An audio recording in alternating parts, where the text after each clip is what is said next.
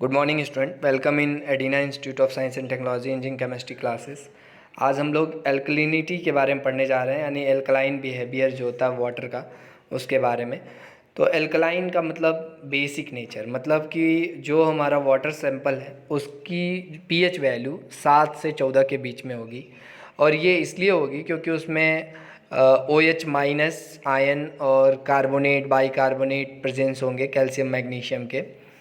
तो इस वजह से उनकी जो एल्कलाइन रेंज है वो 7 से 14 के बीच में होगी। तो कोई भी वाटर जो है अगर वो एल्कलाइन नेचर का है तो वो भी इम्प्योर की कैटेगरी में आता है, जैसे कि हार्डनेस होती है। तो किसी वाटर की एबिलिटी कि वो न्यूट्रलाइज कर सके एसिड को, उसी को हम एल्कलिनिटी कहते हैं, एल्कलाइन कहते हैं।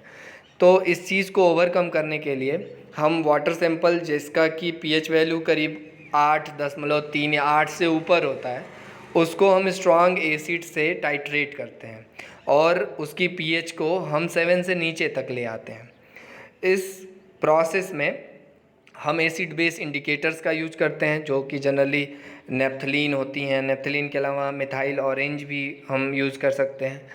तो first of all, alkaline nature of water is a measure of ability of water to neutralize the acid, and the alkaline of nature of water is due to the presence of hydroxide, carbonate, bicarbonate, and of calcium and magnesium, and the concentration of salt like carbonate, bicarbonate, hydroxide presence in water, which increase the concentration of these ions due to the hydrolysis, and due to which the pH value of water is going to alkaline range.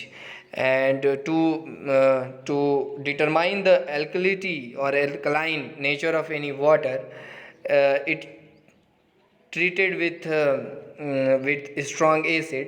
When the pH value of any alkaline water sample is about 8.3, then titration is first carried out using naphthalene indicator or methyl orange indicator, and at the end point when the indicators change from pink color to colorless, and then and this point the pH value of the solution is lowered to about 4.5, and due to the addition of HCl, hydrochloric acid.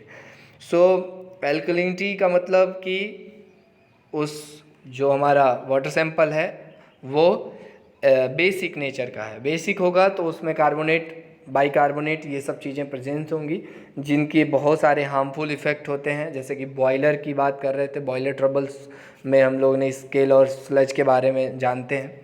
तो इस तरह के precipitate बनते हैं carbonate, bicarbonate और hydroxide से। तो उनको मिनिमाइज़ करने के लिए हमें क्या करना होता है, इसको न्यूट्रल करना होता है वाटर को बेस से एसिड में कन्वर्ट करने के लिए हम उसे स्ट्रॉन्ग एसिड के साथ टाइट्रेट करके ये प्रोसेस करते हैं। तो इसमें जैसा कि मैंने बताया कि अगर 8.3 से ज़्यादा का या 8 से ज़्यादा का एल्कलाइन नेचर है किसी वाटर सैंपल का, तो उसको हम स्ट्रॉन्ग एसिड HCl के साथ टाइट्रेट करके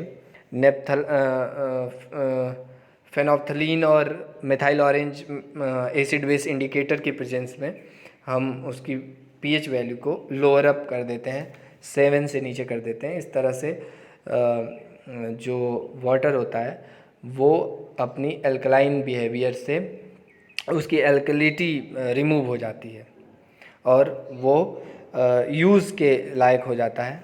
एक तो इस तरह से अगर हम शॉर्ट में बोलें तो एल्कलिनिटी जो है किसी भी वाटर की क्षमता है कि वो कितना एसिड को न्यूट्रलाइज कर सकता है। और ये होता इसलिए है क्योंकि उसमें हाइड्रोक्साइड और कार्बोनेट, बाइकार्बोनेट इम्प्योरिटीज़ आ जाती हैं, और इनके कॉन्सेंट्रेशन के बढ़ने से जो पीएच वैल्यू होती है वाटर की वो 7 से ज़्यादा हो जाती है।